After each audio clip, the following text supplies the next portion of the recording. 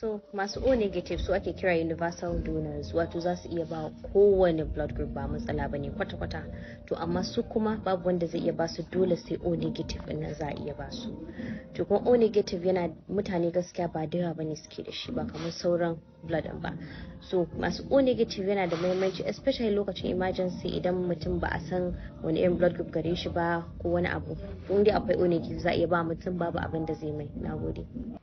Mace ta gane ran da ta samu ciki gaskiya abu ne mai wahalar yiwuwa. Dalili kuwa akwai abu da ake kira cycle shine ranakun al'ada zuwa wata al'ada. So tsakanin kwana 21 zuwa kwana 35 ya bambanta tsakanin mace zuwa ta mace da kuma al'ada zuwa al'ada, so yana iya canja. To ya kamata mace ma sai ta san cycle length ɗinta tukuna ta iya duba ovulation date ɗinta, wato ranar da kwannan zai fito ya tsaya. So a nan ne idan ya haɗu da mani misali, mace ta samu ciki. Idan kun bai haɗu da shi ba, shine mace ta zubar da jini, shine jinin al'ada. Na uku kuma maniyin namiji yana iya tsaya a gaban mace har tsawon kwana 5 ba tare da ya lalace ba.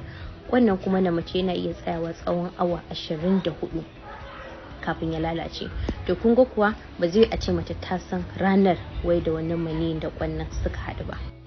Sannan kuma idan kun lura, asibiti ba a taɓa tambayar mace yaushe ta samu ciki, a'a, sai dai a tambaye ta yaushe ta ga al'adar ta karshe, wato last menstrual period. To shi ma kun ba wai ranar karshe bane, a ranar da ta fara ganin al'ada. To wannan ake iya lissafi a yi estimated date of delivery, wato a iya estimated ranar da za ta iya haihuwa. To shi ma a ranar za ku ga an ce muku kamar yau ne date ɗin, kamar 20 ga wata na wata ne, za a iya ce mace sati 2 kafin wani 20 ga watan da kuma sati 2 idan ya wuce wani 20 ga watan. To kun ga shi ma estimate ne, amma ba za a iya taba cewa mace a ce wayar ranar EDD ɗinta za ta haihu ba.